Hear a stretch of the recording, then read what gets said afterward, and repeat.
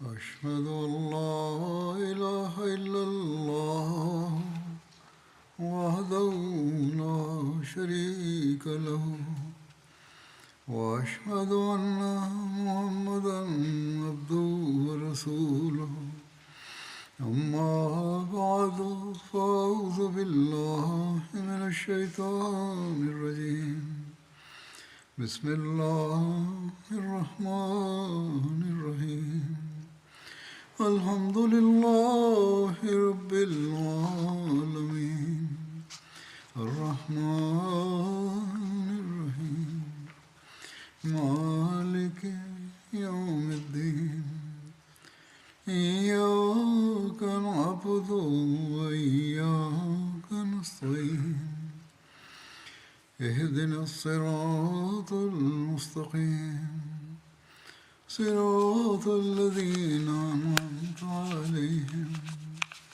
غير المغضوب عليهم ولا الضالين.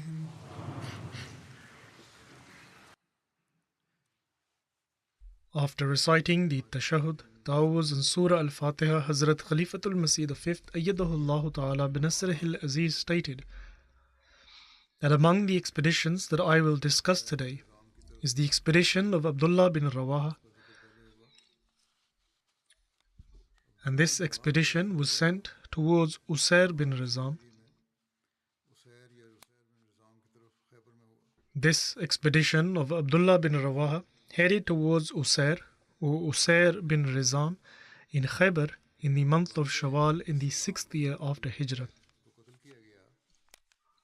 According to the details, it is mentioned that when Abu Rafi Salam bin Abi Huqayq was killed, the Jews appointed Usair bin Rizam as their leader. He stood up among the Jews and addressed them, saying that by God, whenever Muhammad, peace and blessings of Allah be upon him, passed through the Jews or sent any of his companions for a certain purpose, they always achieved whatever their objective was. He then went on to say, however, I will do something which none of my comrades has done before. Upon this, the Jews inquired, what do you intend to do? Usair bin Rizam replied, that I will head towards the tribe of Ghatfan and gather them together. Thereafter, we will head towards Muhammad, peace and blessings of Allah be upon him, and enter his home. He then stated that whenever someone enters the home of his enemy and attacks them, he has always been somewhat successful in his objective. Upon this, the Jews stated that this is a very good idea, and as such, he headed towards Ghatfan and various other tribes and started gathering them together to fight against the Holy Prophet, peace and blessings of Allah be upon him. When this news reached the Holy Prophet, peace and blessings of Allah be upon him, he secretly dispatched Hazrat Abdullah bin Rawaha alongside 3 other individuals in the month of Ramadan to investigate the truth of this news.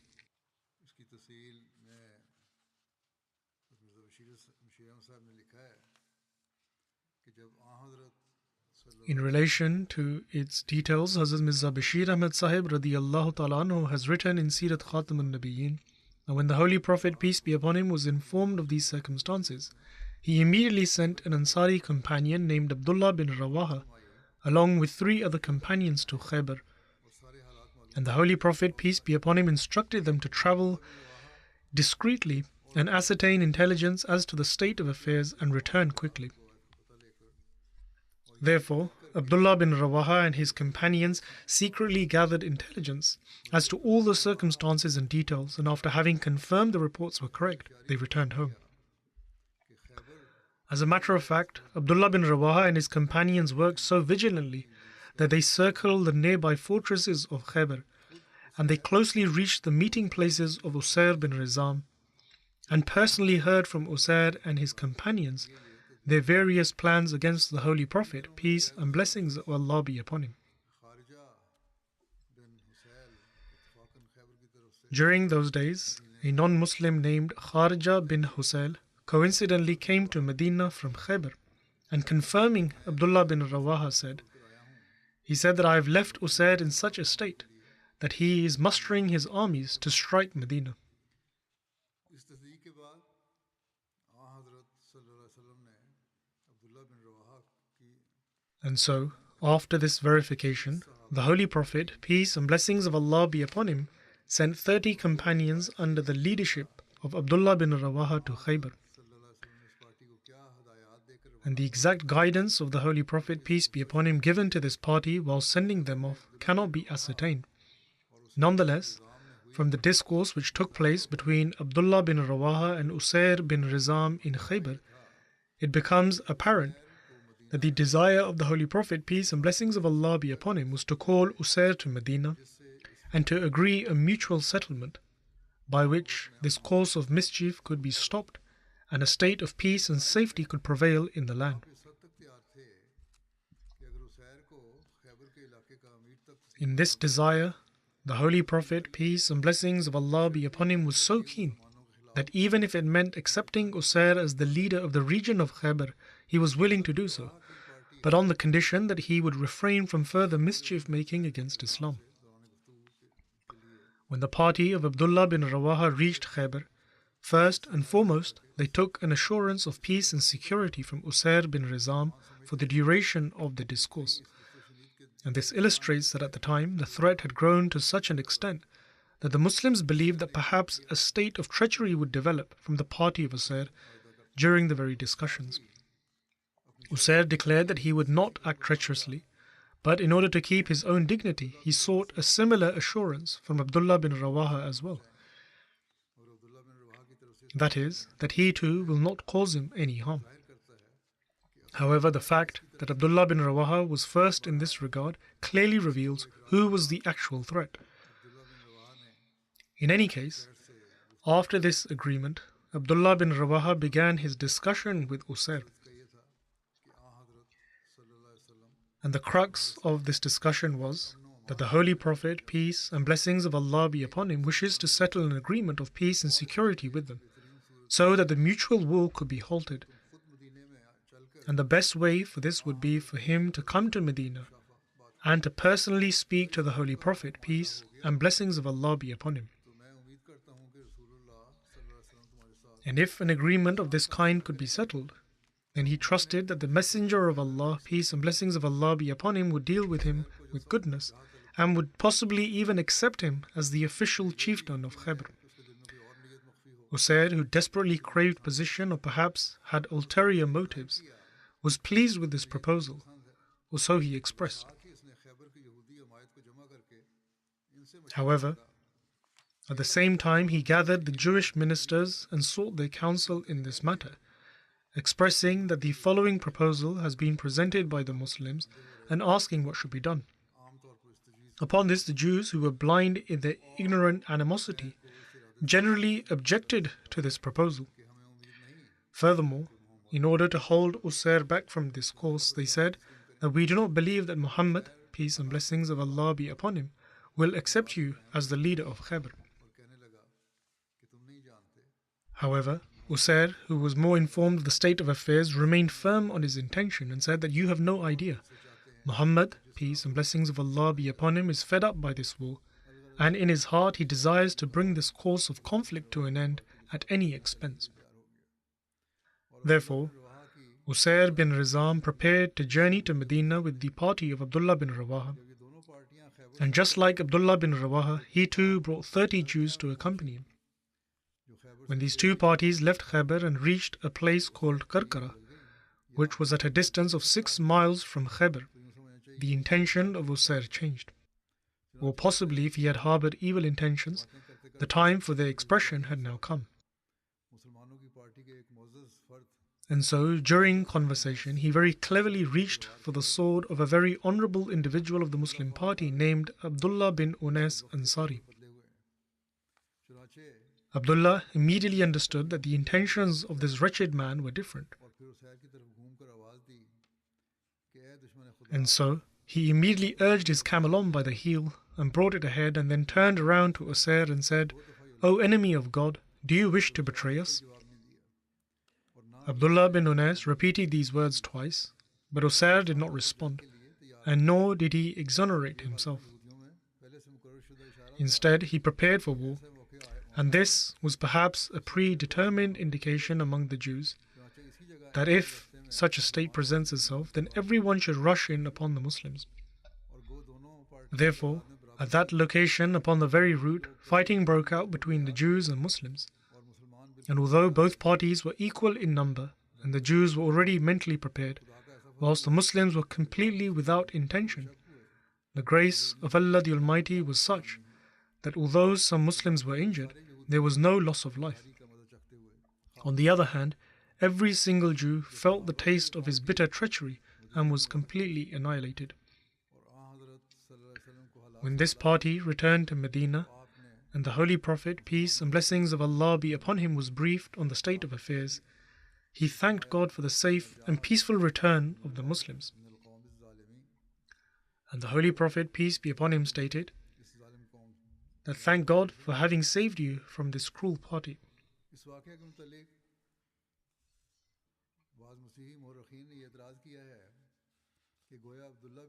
In relation to this occurrence, various Christian historians have alleged that the party of Abdullah bin Rawaha brought Usair, etc. out of Khaybar with the intention that whenever they found the opportunity en route, they would kill them. However, this allegation is nothing more than an unpleasant exhibition of Western obstinacy. Those who level allegations against Islam say whatever they please. But as mentioned above, no evidence can be found in history that Muslims went there with this intention. As a matter of fact, if one reflects, putting other evidence to one side, the words of Abdullah bin Unais that, O enemy of God, do you intend to betray us? And then the words of the Holy Prophet, peace be upon him, that thank God for having saved you from a cruel party, alone are enough to prove that the intention of the Muslims was completely pure and peaceful. And whatever occurred was merely as a result of the treachery which the Jewish people wished to carry out against the Muslims in accordance to their habit. But by the grace of God, it backfired against them. In any case, this was how this expedition ended. Then there is the expedition of Amr bin Umayyah Zamri, which was sent towards Abu Sufyan. According to Ibn Hisham, Ibn Kasir and Tabari, etc., this expedition took place in 4 Hijri, after the incident of Raji. However, Ibn Sa'd has recorded this to have taken place in 6 Hijri, and Zarqani has given precedence to the opinion of Ibn Sa'd and reported this to have taken place in 6 Hijri. Hazrat Mirza Bashir Ahmad Sahib radiyallahu ta'ala anhu has also reported this to have taken place in 6 Hijri in Sirat Khatamun Nabiyyin, and in relation to its details has written that there is a disagreement amongst the historians with regards to the date of this expedition. Ibn Hisham and Tabari have recorded it as 4 Hijri, but Ibn Sa'd has written it to be in 6 Hijri, and Allama Qastalani and Zarqani have given precedence to the narration of Ibn Sa'd. Therefore, I have also mentioned it among the accounts of 6 Hijri. Indeed, Allah knows best.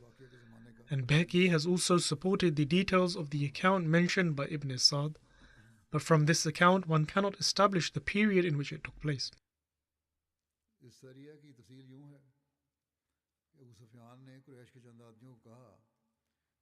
The details of this expedition are that Abu Sufyan asked a few people of the Quraysh that is there none among you who can kill Muhammad, peace and blessings of Allah be upon him, unexpectedly while he was walking through the markets.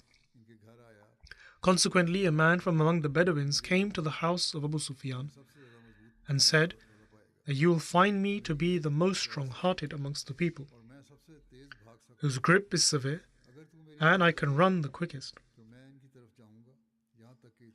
He then stated that if you assist me, then I am ready to set out in order to suddenly kill Muhammad, peace and blessings of Allah be upon him. He stated that I have a dagger which shall remain like the hidden wings of a wild vulture, and I shall attack Muhammad, peace and blessings of Allah be upon him, and then run to join a caravan, and the Muslims shall not be able to catch me, for I know these streets very well. Upon this, Abu Sufyan stated that you are the man we seek.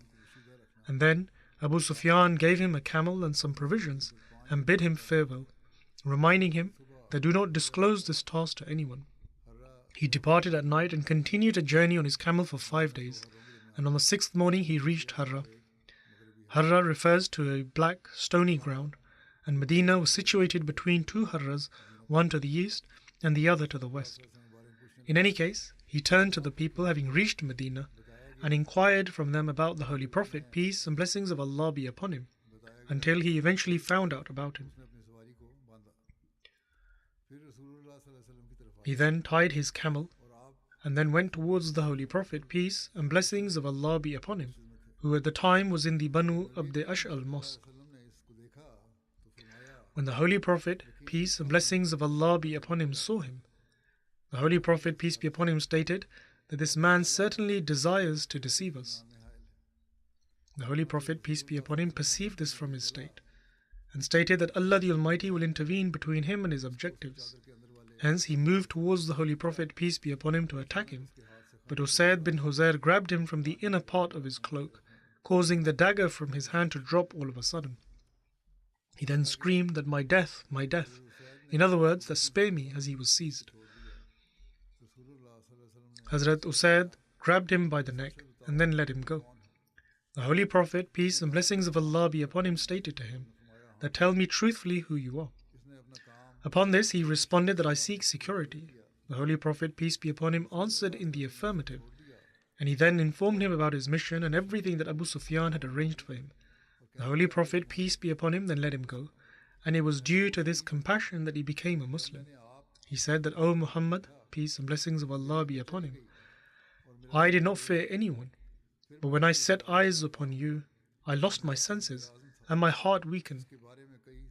I then thought about the mission which I desired to fulfill and which many other riders tried but failed to accomplish.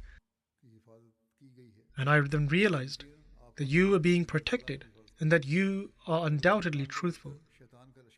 That is to say, that Allah the Almighty protects you, and the army of Abu Sufyan is the army of Satan. Upon this, the Holy Prophet, peace be upon him, smiled, and after remaining there a few days, this individual then left, having sought permission from the Holy Prophet, peace be upon him. And then there is no further mention of this person after this in history. The Holy Prophet, peace and blessings of Allah be upon him, sent Amr bin Umayyah and Salama bin Aslam towards Abu Sufyan, stating that if you both find him while his guard is down, then kill him. In other words, if these are his intentions, then it is permissible, and the cure for this is to eliminate him in order to put an end to this dispute. Ibn Hisham has stated that the Messenger of Allah, peace and blessings of Allah be upon him, sent Jabbar bin Sakhr Ansari alongside Amr bin Umayyah. The two of them then departed and continued until they reached close to Makkah.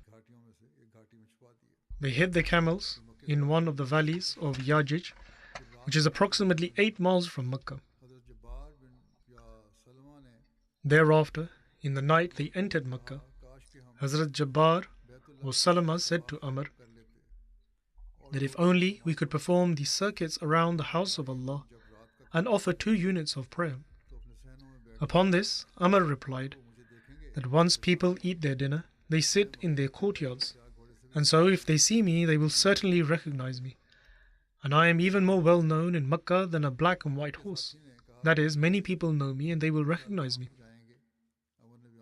Amr's companion replied that certainly not, we will go, God willing. Amr relates that he did not accept what I said, and so we performed the circuits around the house of Allah, offered prayers and then left. He then further narrates, we then set forth with our attention on Abu Sufyan, i.e. the actual purpose of their mission. And he continues that by Allah, we were walking in Makkah when all of a sudden one of the Meccans saw me and recognized me.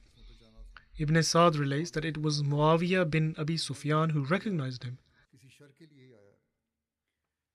Muawiyah then stated that by God, Amr bin Umayyah has come with evil intentions. And so he informed the Quraysh, and they all became fearful of him. When the Quraysh were made aware of this, they were struck with fear and went out in pursuit. Amr states that I told my companion to run swiftly. We thus sprinted forth until we climbed a mountain. He then states that they set out in search of us whilst we had climbed the mountain. They eventually gave up on finding us, and so we returned and entered a cave in the mountain. We spent the entire night there, having taken rocks and placed them in an order around us. In the morning, a man from the Quraysh came to us. They saw someone from the Quraysh prowling the area, and according to Ibn Sa'd, he was Ubaidullah bin Malik bin Ubaidillah Taymi. However, according to Ibn Ishaq, he was Usman bin Malik Abdullah. He then states that he was leading his horse on foot and came close to the cave we were in. Upon this I said that if he sees us, he will cry out and we will be caught and killed. In other words, he will call the disbelievers. He then states that I had a dagger which I was saving for Abu Sufyan, and so I got out and struck him in the chest, and the people of Mecca heard his cries, and so I returned to the cave. Following this, people came to him swiftly whilst he was drawing his last breaths. They asked him who had attacked him, and he told them that it was Amr bin Umayyah just before passing away, and he died before being able to tell them where we were.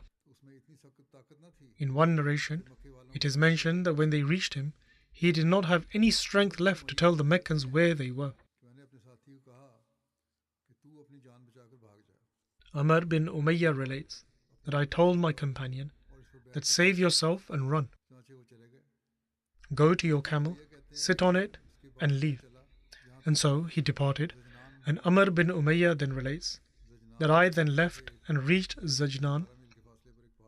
Zajnan was a mountain situated 1 barid, i.e. 12 miles from Mecca. He then states that I took refuge in a cave and entered it, and later I left from there until I reached Arj. Arj was a valley between Mecca and Medina where the caravans would normally stop.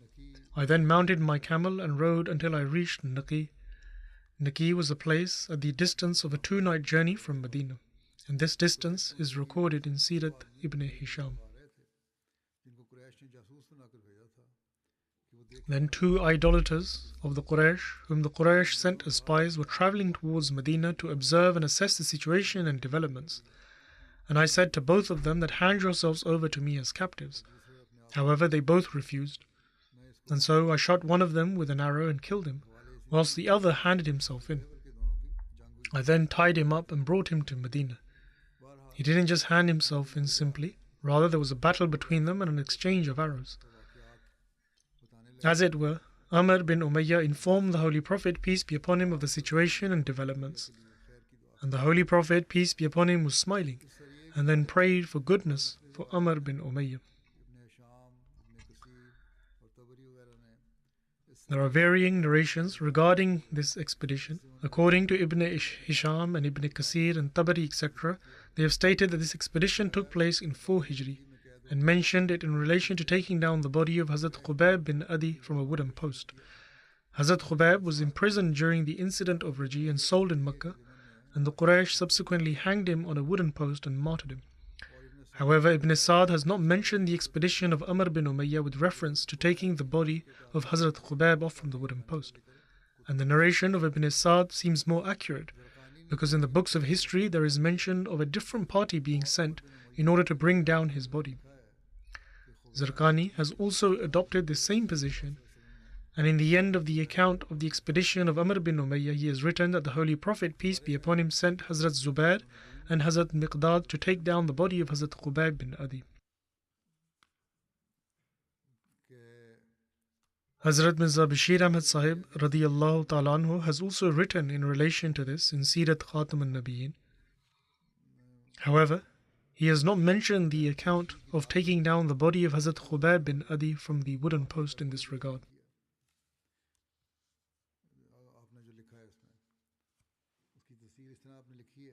The details which Hazrat Mirza Bashir Ahmad Sahib radiyallahu ta'ala anhu has written are as follows. The recollection of their disgraceful failure in the Ghazwa of Ahzab inflamed the Quraysh of Makkah. Naturally, this heartfelt rage had come mostly to the lot of Abu Sufyan, who was the chief of Makkah and had been especially humiliated during the expedition of Ahzab. For some time, Abu Sufyan continued to burn in this fire of rage, but at last the matter became unbearable, and the hidden flames of this fire began to flare up. Naturally, their greatest enmity, rather their actual enmity, was towards the person of the Holy Prophet, peace and blessings of Allah be upon him. For this reason, Abu Sufyan now thought that if no results had come about through outwardly strategies and schemes, then why not put an end to Muhammad, peace and blessings of Allah be upon him, by some hidden scheme? He knew that there was no official security around the Holy Prophet, peace and blessings of Allah be upon him. Quite the contrary, at times the Holy Prophet, peace be upon him, would come and go and walk the streets and alleys of the city completely unprotected. He would come to the mosque at least 5 times daily for the salat and remain free and accessible whilst travelling. And so, what better opportunity could there possibly have been for an assassin? And as soon as this thought came to him, Abu Sufyan began to secretly consolidate his plan to assassinate the Holy Prophet, peace and blessings of Allah be upon him. When he was fully determined to carry out his plan, one day, capitalizing on an opportunity, he addressed a few young men of the Quraysh with similar interests, saying that, is there any brave individual among you who will secretly go to Medina and kill Muhammad, peace and blessings of Allah be upon him? Do you know that Muhammad, peace be upon him, freely roams the streets and alleys of Medina? These young men heard this news and quickly flew off. In other words, they liked the idea, and not many days had passed when a young Bedouin came to Abu Sufyan and began to say that, I have heard your proposition and I am willing to do this. As was mentioned earlier, Hazrat Mirza Bashir Ahmad Sahib radiyallahu ta'ala anhu has also mentioned this account as well. And he said that I am strong-hearted and a mature individual whose grip is severe and whose strike is sudden. And so if you appoint me to this task and assist me, then I am ready to set out in order to kill Muhammad, peace and blessings of Allah be upon him. He further stated that I have a dagger which shall remain like the hidden wings of a wild vulture, and I shall attack Muhammad, peace and blessings of Allah be upon him, and then run to join a caravan, and the Muslims shall not be able to catch me. This is the same incident being mentioned. And he further said that I am also very proficient in the streets of Medina. Upon this, Abu Sufyan stated that enough, you are the man we seek. Then Abu Sufyan gave him a swift camel and bid him farewell with some provisions, emphatically reminding him not to disclose this secret to anyone. After having departed from Makkah, this man moved towards Medina, hiding by day and travelling by night. Eventually, he reached Medina on the 6th night, and ascertaining the whereabouts of the Holy Prophet, peace and blessings of Allah be upon him, he went straight to the mosque of the Banu Abd Ashal, where the Holy Prophet, peace and blessings of Allah be upon him, was present. Those days, new people constantly visited Medina, and so no Muslim became suspicious of him. But as soon as the Holy Prophet, peace be upon him, noticed the man approaching him, he said that this man has come with an evil intention. Upon hearing these words, he began to move towards the Holy Prophet, peace be upon him, even faster than before. However, Usayd bin Hudayr, a chieftain among the Ansar, immediately sprung forward and clung to him, and during this tussle his hand fell upon the man's hidden dagger, whereupon the man screamed out in fear that, my death, my death. In this account, further details have been mentioned, in that he did not just only pull his cloak, but he actually tried to grab hold of him, as a result of which his dagger fell down, and thereafter he shouted to be saved.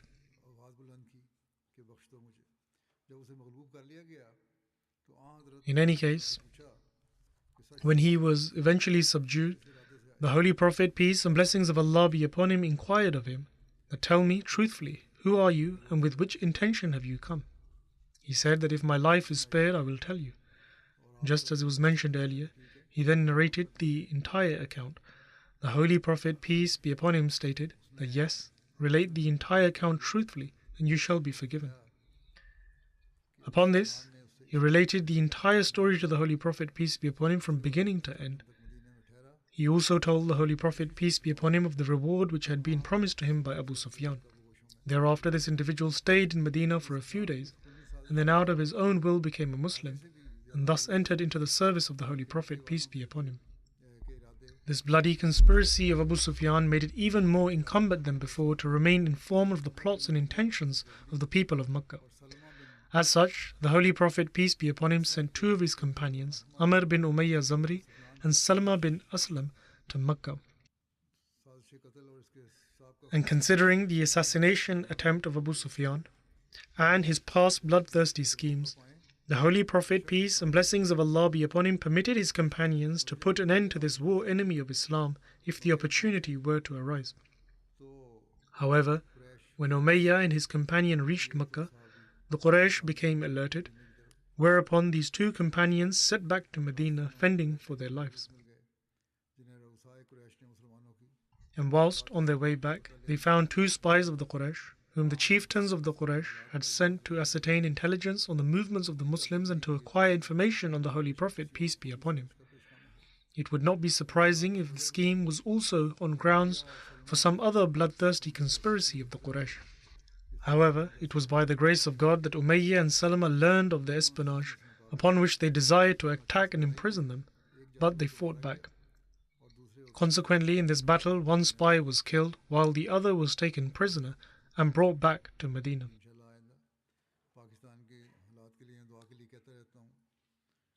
The rest of the accounts will be narrated in the future, inshallah. I continuously draw attention towards prayers for Pakistan, where conditions from time to time become very extreme. And it seems that the administration and government is in the hands of the extremists.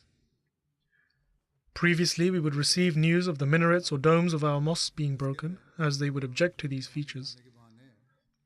But just yesterday, under the guise of wanting to build a road in Daska, they first sent a notice informing how much space they would require, and that they would clear the area with a bulldozer.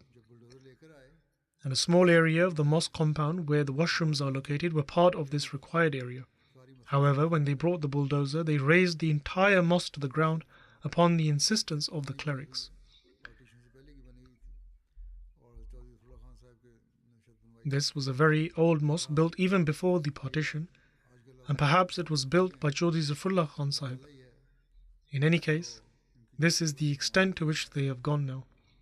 It is only Allah the Almighty who can swiftly create the means to seize them and to turn their ploys back onto them. Hence, Ahmadis, particularly those in Pakistan, should focus on prayers.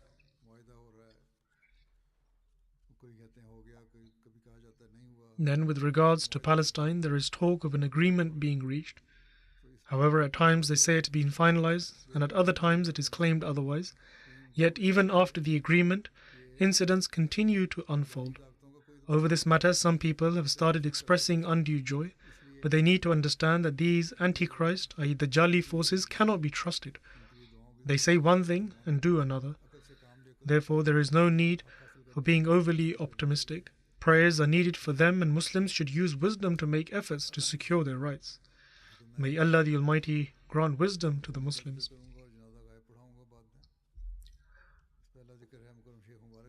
At present, I will mention about some deceased members and lead the funeral prayers in absentia.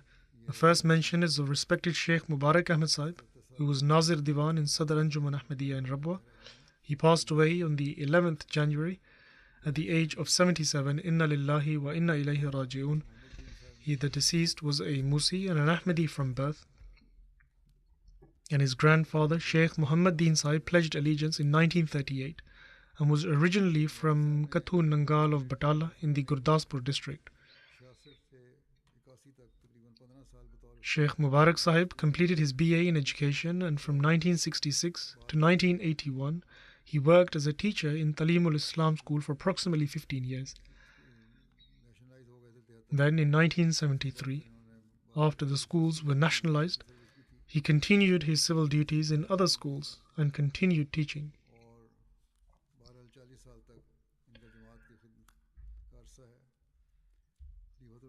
In any case, his services for the Jamaat spanned approximately 40 years. In the era of Hazrat Khalifatul Masih III rahimahullah, he put in a request to devote his life, which was accepted. And then in 1982, Hazrat Khalifatul Masih IV rahimahullah appointed him as Naib Wakil for the centenary celebrations of the Jamaat. After this, he had the opportunity to serve as Naib Wakilul Mal. He also served as additional Nazir Baitul Mal for Sadr Anjuman Ahmadiyya.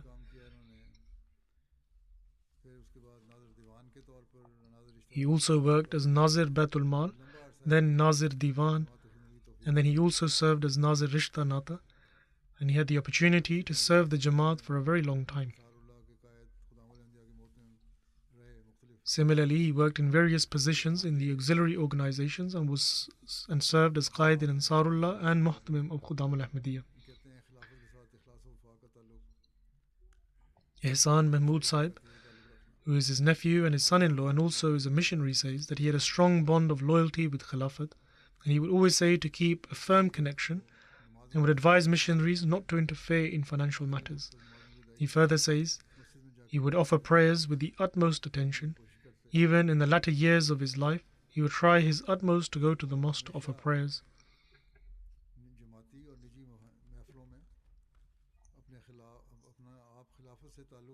Whether in official Jamaat gatherings or private ones, he would always encourage about forging a relationship with the institution of Khilafat. He would always pray for his progeny to remain attached to the institution of Khilafat. His nephew further states that he would say that I write every matter to Hazrat Khalifatul Masih and do not hide anything from him. Even if I make a mistake, I still write to him so that I can rectify the flaw and benefit from doing so. By the grace of Allah the Almighty, he fulfilled his waqf in an excellent manner, and I have also witnessed this as he worked with me as well when I was serving in the Sadr Anjuman. He was a great example of giving precedence to one's faith over worldly pursuits. He lived a simple life and would devote all of his time. Many times it would be the case that after an official tour, he would go to the office straight away, and when the office time finished, he would set out for another visit in the evening. And he would strive to work as much as he could. On one occasion, one of his children advised him to take some rest as he became unwell, and upon this he replied that I will only retire once, and that is when I pass away. All the office bearers were happy with him and would say that he always took care of us. He would assess everything and then try his utmost to fulfill them, and even looked after our personal necessities. Similarly, his nephew further writes, he had a passion to study, and I saw that even at home he would spend most of his time studying. He studied the books of the promised Messiah ﷺ and his sayings in depth, and would encourage his children to do the same.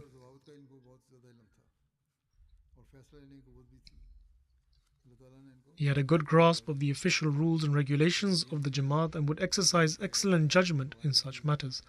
Allah the Almighty had blessed him with many qualities, and when the rules and regulations of the Anjuman were revised, he was part of that committee and would give sound advice in this regard.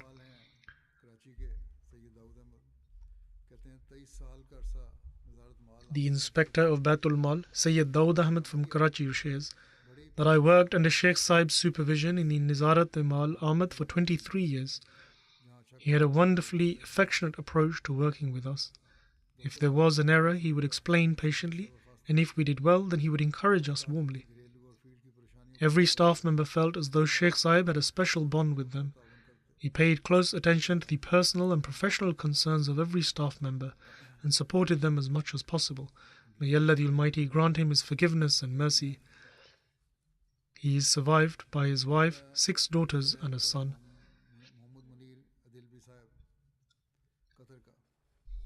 The second mention is of respected Muhammad Munir Adalabi Sahib from Qatar, who recently passed away at the age of 76. Inna lillahi wa inna ilayhi raji'un. He is survived by 3 sons and a daughter. They are all currently residing in Qatar. Musallam Darobi Sahib states that it was through him that my brother and I accepted Ahmadiyyat. He was very active in preaching, a great speaker, very intelligent, and an author of works on Islamic teachings. He pledged allegiance in early 1984 after meeting Hazrat Khalifatul Masih IV rahimahullah. He then spent an extended period in London, where he translated programs like Liqa Ma'al Arab and various other programs. He authored over 10 books, 7 of which focused on topics related to the propagation of Ahmadiyyat. Though he joined late, however, he accomplished a great deal. In Syria, he served as the Secretary Tabligh and Secretary Tarbiyat, and dozens of people pledged allegiance to Ahmadiyyat through his efforts. His Tabligh efforts led to the establishment of Ahmadiyyat in the town of Musharrab, and consequently opponents of Ahmadiyyat set his car on fire on one occasion. Due to his debates and outreach activities, complaints were lodged with the authorities, resulting in him and some local members of Musharrab being imprisoned for several months in 1989 under the previous regime. Following the deteriorating situation in Syria, he then migrated to Qatar with his family.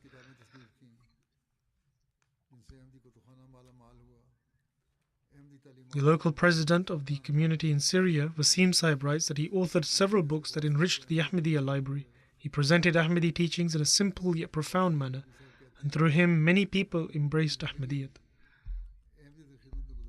Basil Adilbi Sahib recounts that he dedicated his entire life to the service of Ahmadiyyat and was a true devotee of Khilafat. He served as a translator for Hazrat Khalifatul Masih IV rahimahullah, translating from English to Arabic. He was a great devotee for Ahmadiyyat, dedicating his life to its propagation and spread, and he became the means of guidance for many Ahmadis in Syria. For the propagation of Islam, Ahmadiyyat, he traveled to various countries. In 2013, owing to the Syrian crisis, he relocated to Qatar. There he actively wrote on Facebook about Ahmadiyyat and Khilafat and stayed in touch with interested individuals.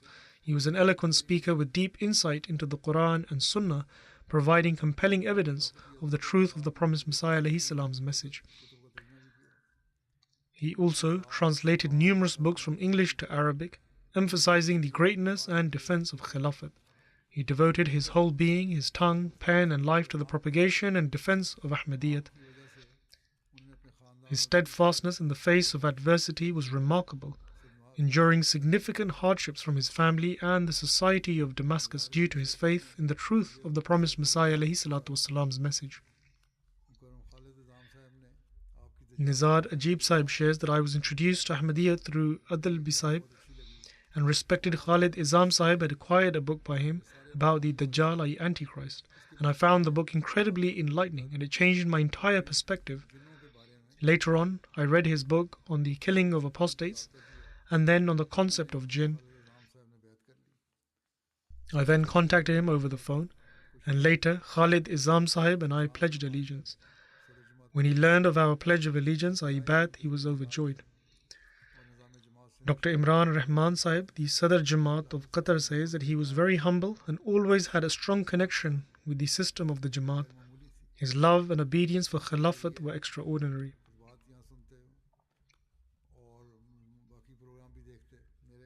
He further says that on MTA he would watch the sermons from here and other programs of mine as well, and he would express this as well. He was at the forefront of making financial sacrifices, and he would make certain that he was the first to offer his financial contributions. He says that just a few days before his demise, he called him, the missionary, and the finance secretary to his home and asked them to take his contributions for Waqf-e-Jadid.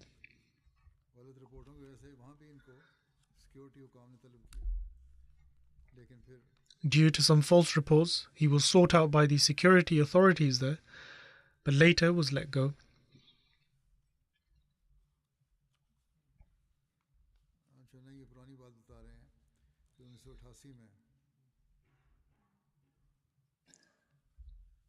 In fact, he is relating an older incident from 1988 from Syria. इनके बारे में कि आपको शाम के TV प्रोग्रामों में बार मतबू किया गया जहां आपने इस्लाम में Then someone writes about him that on numerous occasions he was invited to TV programs in Syria where he had discussions with distinguished scholars about Islam being against punishing apostates. He received death threats due to this, some of which were posted online as well. जहां हज़रत मसीह मौऊद अलैहिस्सलाम की तहरीरात से इक़्तिबासात share किए जाते थे. He also ran a Facebook page where he would share quotes from the writings of the promised Messiah alayhi salatu wassalam. And this was followed by both Ahmadis and non-Ahmadis. और अल्फाज के साथ साबित कदम रहते हुए He remained steadfast with his pen and his words for his entire life until his last breath. दुनिया में अल्लाह का सच्चा दीन फैलाना His main concern was spreading the message of the promised Messiah alayhi salatu wassalam and spreading the true faith of God to the world. गुफ्तगू को अहमियत और हज़रत मसीह Whenever he could, he would never miss an opportunity to steer a conversation towards Ahmadiyyat, the truthfulness of the promised Messiah alayhi salatu wassalam, and propagating his message. May Allah the Almighty grant him his forgiveness and mercy and enable his children to uphold his virtues and elevate his station. Computer section बखरीदीद रवा के in charge थे. The third mention is of Abdul Bari Tariq Sahib, who was in charge of the computer section in Waqf Jadid Rabwa. He recently passed away. Inna lillahi wa inna ilayhi raji'un. अहमदीद का नफूज़ इनके परदादा मुकर्रम चौधरी मोहम्मद यार Sadr Sahib Waqf Jadid writes that Ahmadiyyat was established in his family through his great-grandfather, respected Chaudhry Muhammad Yar Sahib of Gatalia district, Sialkot. He pledged allegiance and accepted Ahmadiyyat in 1903 through a letter. The deceased's grandfather, Chaudhry Ghulam Qadir Sahib, was a born Ahmadi. फिर इनको cancer की The deceased studied and obtained his MSc in computer science and then worked in Karachi. इससे सेहतियाब हुए. फिर दोबारा cancer औद कर आया. फिर He then got cancer and recovered, but then the cancer later on returned. Homeopathy दवाई भी भेजी. He wrote to Hazrat Khalifatul Masih IV, Rahimahullah, and Hazur sent him some homeopathic medicine and told him to pursue further homeopathic treatment. इलाज का कहा इनको. साथ ही इन्होंने वक्त के लिए भी दरख्वास्त की थी जिसे At the same time, he requested to become a life devotee, i.e. Waqf, which Hazrat Khalifatul Masih IV, Rahimahullah, approved and then sent him to Tariq Jadid.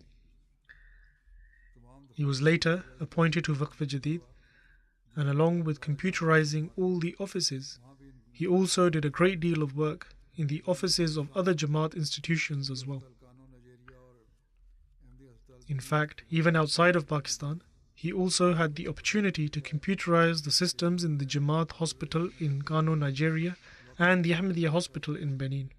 In fact, a doctor from Kano has written that when they wished to become computerized, it would have cost hundreds of thousands, while the absolute cheapest estimate given was still in the thousands of dollars. However, when he was there for a month, he did all of the work at a minimal cost. एक बेटा और 5 भाई हैं. He is survived by his mother, wife, a son, and 5 siblings. जब इन्होंने वक्त किया बीमारी के बाद सेहतियाब हुए. इन्होंने ऐद किया था कि सेहतियाब होकर वक्त करूँगा. सेहतियाब हुए और फिर उन्होंने When he devoted his life after recovering from his illness, he vowed that upon recovering he would devote his life to serve the faith. And so he recovered, and for the 21-year period of his devotion he worked selflessly, without any regard for day and night.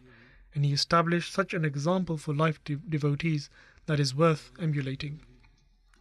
इन्होंने कायद के तौर पर काम कर रहे थे.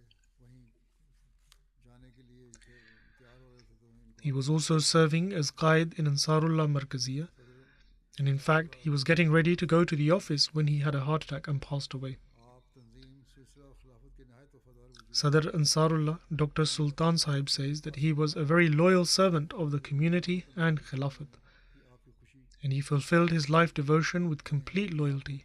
He found his joy in always being engaged in serving the faith and found happiness in fulfilling his responsibilities. किसी ने इनको कहा कि कारोबार आप लोगों का काम करते हैं तो उनसे उजरत ले लिया करें. सॉफ्टवेयर बनाते हैं इतनी मेहनत कर रहे हैं. Someone once told him that people get work done from him so that he should take some money from them because he would create software with great effort. And he said that he was a life devotee that he would receive his recompense from God. He fulfilled the requirements of life devotion in an excellent manner, and as I mentioned, he had complete certainty in the blessings of life devotion and vowed to serve until his last breath, which he fulfilled. May Allah the Almighty grant him his mercy and forgiveness.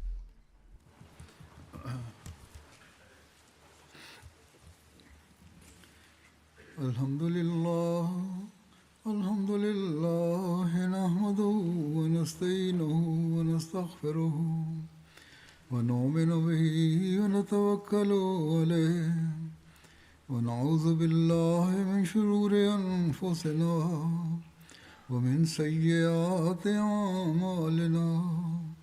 من يهده الله فلا مضل له ومن يضلل فلا هادي له ونشهد أن لا إله إلا الله ونشهد أن محمدا عبده ورسوله عباد الله رحمكم الله إن الله يأمر بالعدل والإحسان وإيتاء ذي القربى وينهى عن الفحشاء والمنكر والبغي يعظكم لعلكم تذكرون اذكروا الله يذكركم وادعوه يستجب لكم ولذكر الله أكبر.